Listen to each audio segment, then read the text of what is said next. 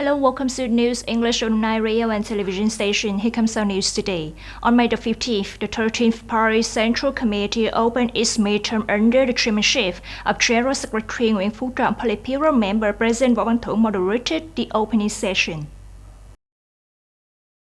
According to the agenda at the 30th Midterm Conference, the 13th Paris Central Committee gave opinions on important contents. Specifically, the report reviews the leadership and direction of the Politburo, the Midterm Secretariat, and a number of key tasks until the end of the 30th Paris Congress, obtaining votes of confidence from the Central Committee from members of the Politburo, the 30th Secretariat, and a number of other important issues.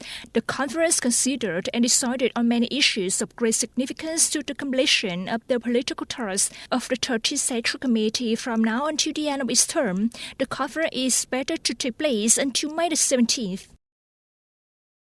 According to the Department of Agriculture and Rural Development, up to now, the province has 140 growing areas that have been granted codes and 82 packing facilities for export to China, the US, Europe, Australia, and New Zealand, in which the main cross with the area that are granted the code of the growing area for export to the Chinese market include 18 mango growing areas with an area of more than 9,000 hectares, 22 rambutan growing areas of over 6,900 hectares, 30 banana growing areas of 5,600 hectares, 13 jackfruit growing areas of 2,200 hectares, 9 dragon fruit growing areas of 728 hectares, 11 durian growing areas with an area of 820 hectares. Key crops for export to the EU, Australia, and New Zealand markets include 2 lemon growing areas with an area of 35.5 hectares, 7 rambutan growing areas with an area of 67.4 hectares, and 28 mango growing areas with an area of 377 hectares. The government has just issued Decree number 24 regulating the pay salary for cadres, civil servants, public employees, and the armed forces. Accordingly, from July 1st, 2023, the pay salary of 1.8 million Vietnam dong per month will be applied to 9 groups of subjects. The decree stipulates the basic salary levels applicable to cadres, civil servants, public employees, wage earners, allowances, and employees working in agencies, organizations, and non-business units of the party and the state, the Vietnam for the Land Front, social political organizations, and associations supported by the state budget for operating expenses. The decree early states the base salary used as the basis for calculating the salary level in the salary tables, allowance levels, and implementation of other regimes as prescribed by the law, calculating activity and subsistence costs in accordance with law, calculating deductions and benefits according to the base salary. The European Statistical Office Eurostat on May 15 released its economic forecast for spring 2023, which said that the continent's economy continues to show resilience in a challenging global context.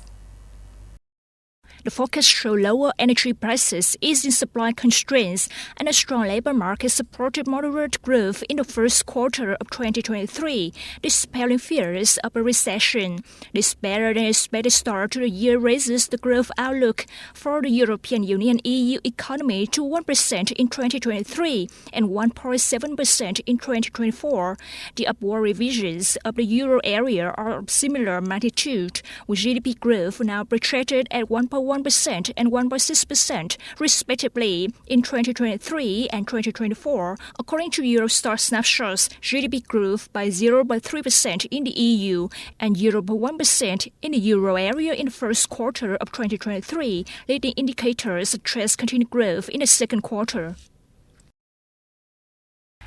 Italy's ANSA news agency reported that Hungary had blocked the transfer of weapons and military equipment worth 500 million euros, 544 million USD from the EU to Ukraine. The aid package is believed to be the eighth withdrawal for Ukraine from the European Peace Facility Fund, a 5.6 billion euros fund that the EU uses to finance foreign militaries and reimburse its members for sending weapons to conflicts abroad. Prior to last February, the Peace Facility Fund was only used to provide non-lethal equipment for a total of less than 125 million USD. After the Russia-Ukraine conflict broke out, the fund transferred most of its cash flow to Ukraine. That's all for our news English for today. Thank you for joining us and goodbye.